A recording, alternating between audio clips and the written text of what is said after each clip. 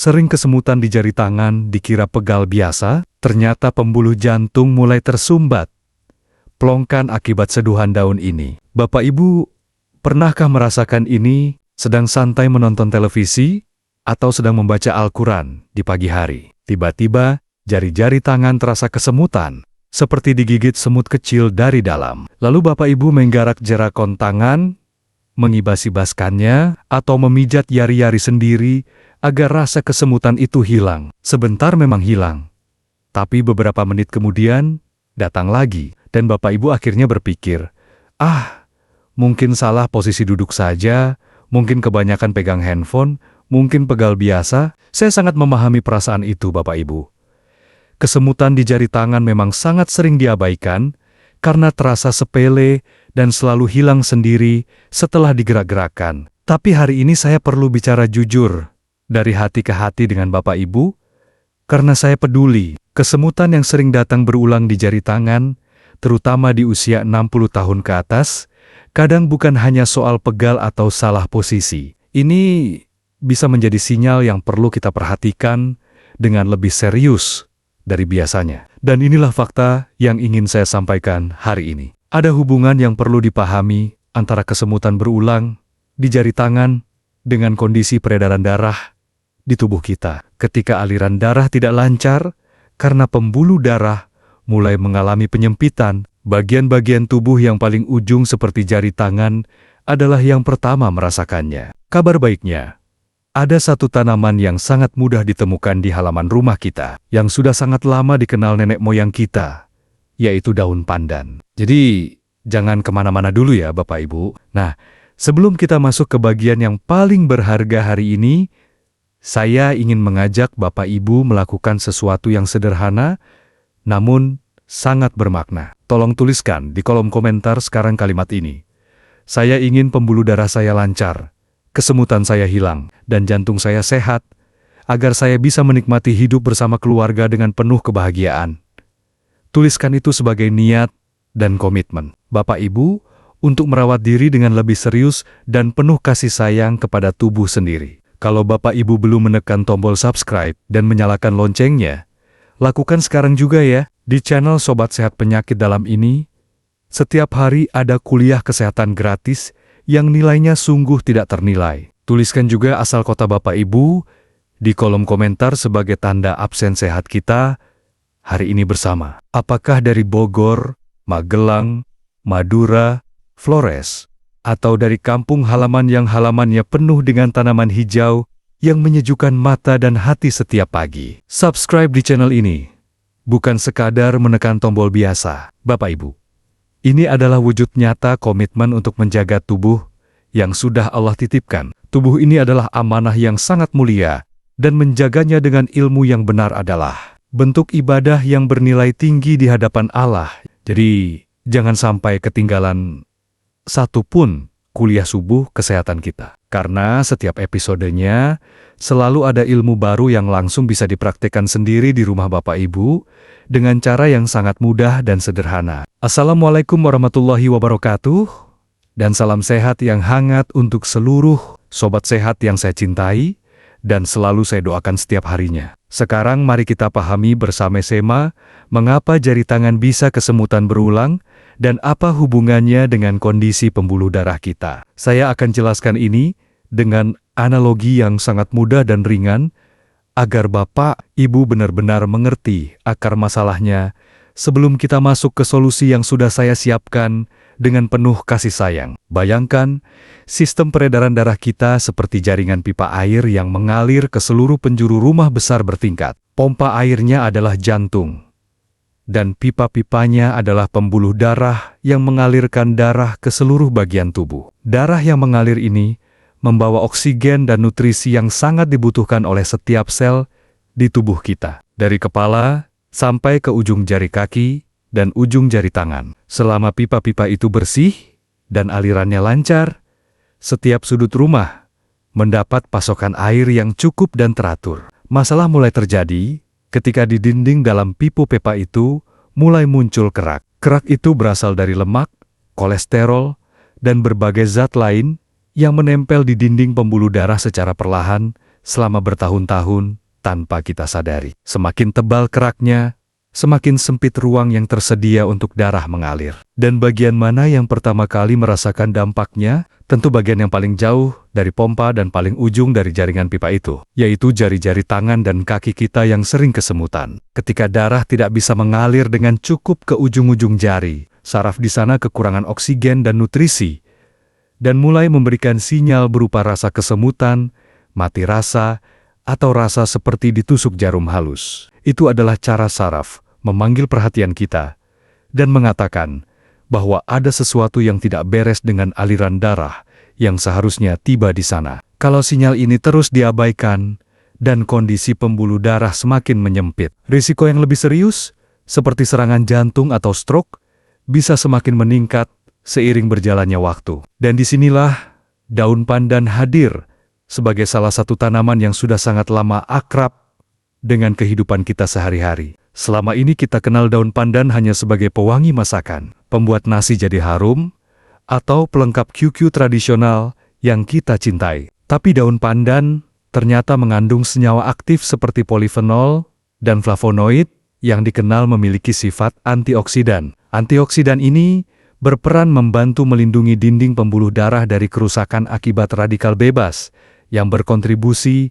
pada proses penyempitan pembuluh darah. Mari kita pelen-pelen melihat lebih dekat bahan istimewa kita hari ini sebelum kita masuk ke dapur bersama. Daun pandan yang kita butuhkan adalah daun pandan segar yang Bapak Ibu bisa temukan di pasar tradisional, di toko sayuran, atau bahkan langsung dipetik dari tanaman pandan yang mungkin sudah tumbuh di halaman atau pot di rumah Bapak Ibu sendiri. Pandan adalah tanaman yang sangat mudah tumbuh di iklim Indonesia dan tidak butuh perawatan yang rumit untuk tumbuh subur dan sehat. Pilih daun pandan yang warnanya hijau tua, mengkilap dan segar, bukan yang sudah menguning atau layu dan kehilangan kesegarannya. Daun pandan yang segar terasa lembut, namun tidak mudah sobek saat dipegang, dan ujungnya masih runcing dengan baik. Saat Bapak Ibu memegang selembar daun pandan dan mengibaskannya, pelan aroma khasnya yang sangat harum dan menenangkan itu langsung tercium. Seperti wangi alami yang tidak ada tandingannya di antara tanaman-tanaman yang ada di halaman rumah kita sehari-hari. Untuk satu kali penyiapan seduhan pagi,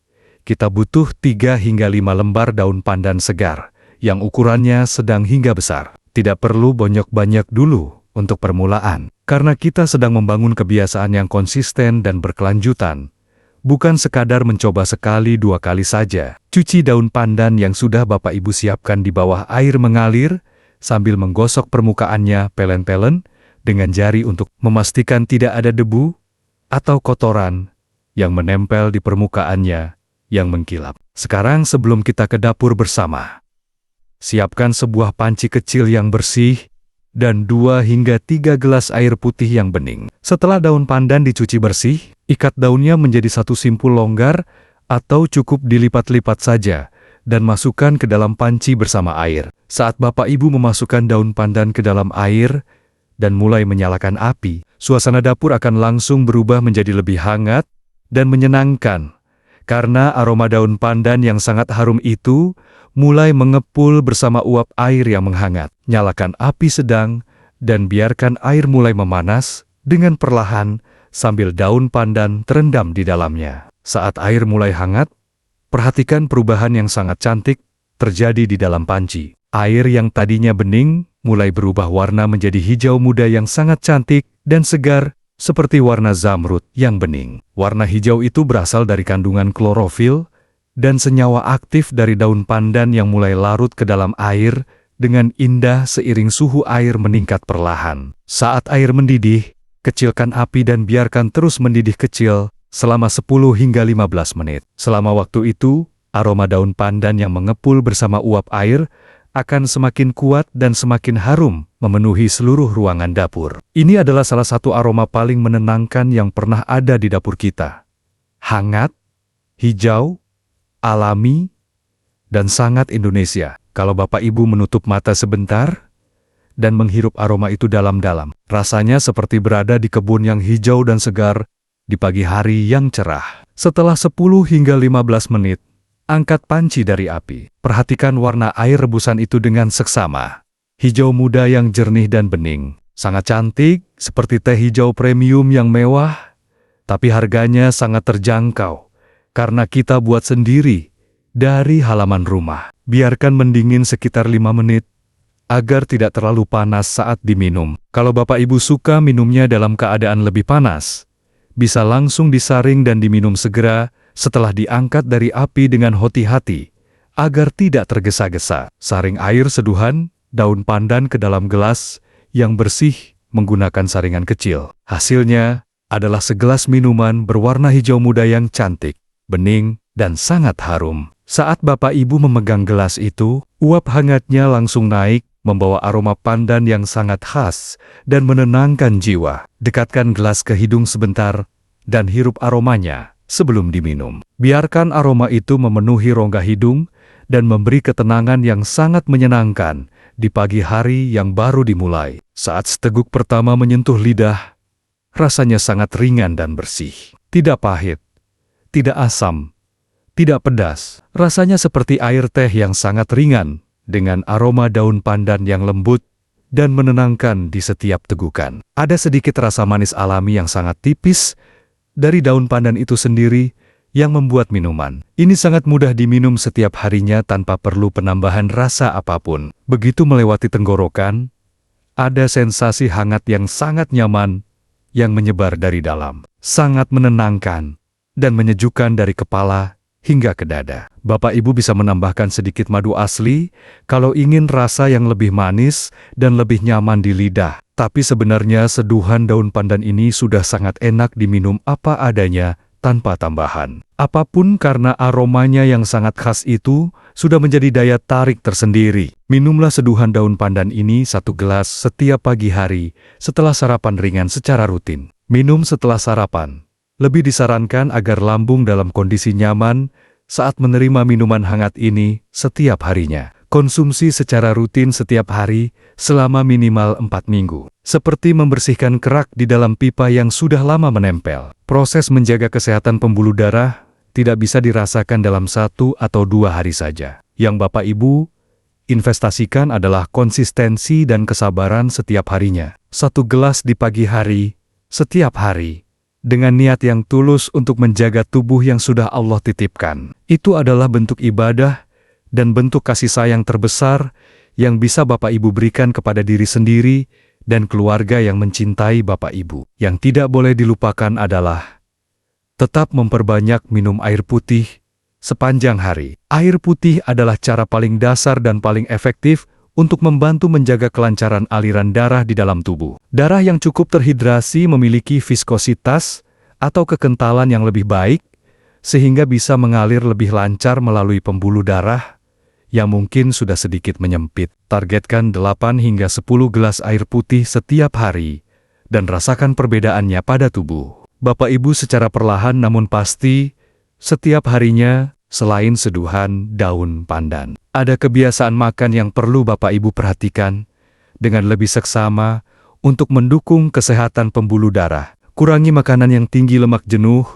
seperti gorengan berlebihan, santan kental setiap hari, dan makanan yang banyak mengandung lemak hewani dalam porsi besar. Lemak jenuh yang berlebihan adalah bahan baku utama dari kerak yang menempel di dinding pembuluh darah kita. Menguranginya secara bertahap dan konsisten adalah salah satu hadiah terbaik yang bisa Bapak Ibu berikan untuk jantung dan pembuluh darah yang kita sayangi. Nah, sekarang kita masuk ke sesi tanya-jawab yang selalu paling ramai dan ditunggu-tunggu di setiap pertemuan kita bersama. Ada 4 pertanyaan yang hampir selalu muncul dari Bapak Ibu ketika membahas kesemutan di jari tangan dan hubungannya dengan kesehatan pembuluh darah. Saya ingin menjawabnya satu persatu, agar semua yang menonton mendapat manfaat yang sama lengkap dan jelasnya. Simak baik-baik ya Bapak Ibu, karena pertanyaan ini mungkin juga sudah sangat lama ada di benak Bapak Ibu. Pertanyaan pertama yang paling sering muncul adalah, "Dokter, bagaimana cara membedakan kesemutan yang berbahaya dengan yang biasa saja?" Ini pertanyaan yang sangat penting untuk keselamatan Bapak Ibu. Kesemutan yang perlu diwaspadai serius adalah yang datang berulang, meski sudah digerak-gerakan, yang disertai rasa lemah mendadak di satu sisi tubuh, yang disertai bicara tiba-tiba pelo atau bingung, atau yang muncul bersamaan dengan nyeri dada dan sesak napas. Kalau kesemutan datang bersamaan dengan gejala-gejala itu, segera ke dokter atau IGD terdekat tanpa menunggu.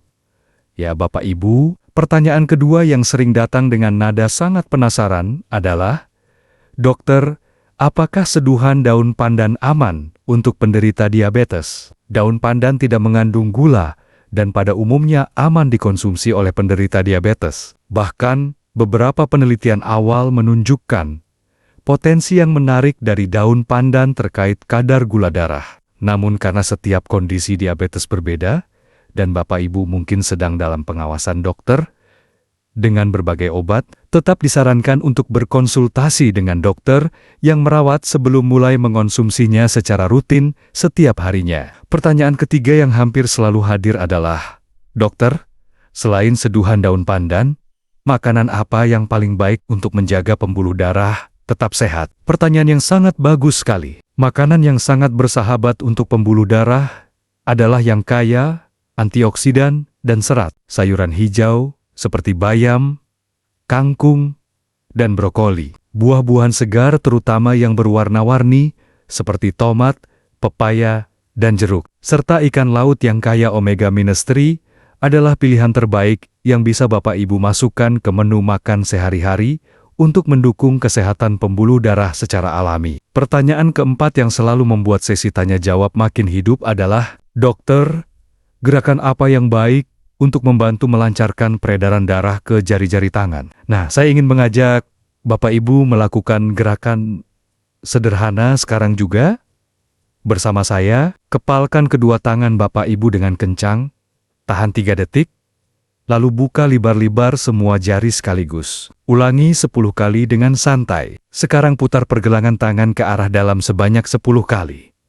Lalu ke arah luar sebanyak 10 kali. Rasakan aliran darah yang meningkat di jari-jari Bapak Ibu saat melakukan gerakan sederhana ini. Gerakan selanjutnya yang sangat baik dan bisa Bapak Ibu lakukan sekarang adalah mengangkat kedua tangan lurus ke atas kepala. Tahan 10 detik sambil merentangkan semua jari selebar-lebarnya, lalu turunkan perlahan. Ulangi 5 kali dengan santai dan penuh perhatian. Gerakan mengangkat tangan ini membantu melancarkan sirkulasi darah dari jantung ke lengan dan jari-jari dengan lebih efisien karena membantu melawan gaya gravitasi yang biasanya membuat darah lebih mudah mengumpul di bagian bawah tubuh kita setiap harinya. Sekarang kita sudah hampir di penghujung kuliah kesehatan kita yang sangat berharga hari ini.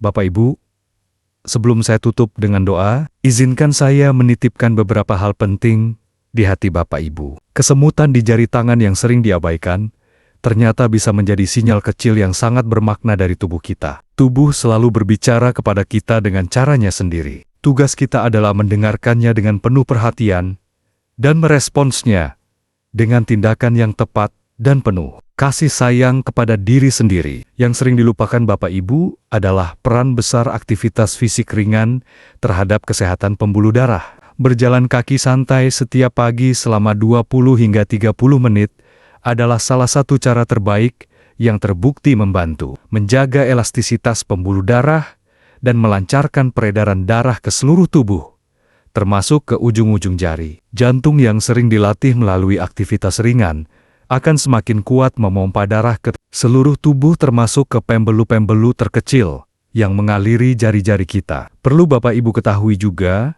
bahwa kebiasaan merokok adalah salah satu penyebab terbesar penyempitan pembuluh darah yang sangat nyata dan sudah terbukti secara ilmiah. Zat-zat dalam rokok merusak lapisan dalam pembuluh darah dan mempercepat proses penumpukan plak secara sangat signifikan. Kalau Bapak Ibu masih merokok, ini adalah salah satu perubahan paling berdampak yang bisa dilakukan untuk melindungi jantung dan pembuluh darah. Dan kalau ada anggota keluarga yang merokok di dalam rumah, mintalah dengan sayang untuk merokok di luar rumah. Jangan lupa juga untuk memeriksakan tekanan darah secara rutin, minimal setiap bulan sekali. Tekanan darah tinggi yang tidak terkontrol adalah salah satu penyebab utama kerusakan dinding pembuluh darah dari dalam secara perlahan. Bapak Ibu tidak perlu menunggu sampai ada gejala yang serius untuk memeriksakan tekanan darah. Cek rutin adalah investasi kesehatan yang sangat murah, tapi sangat besar nilainya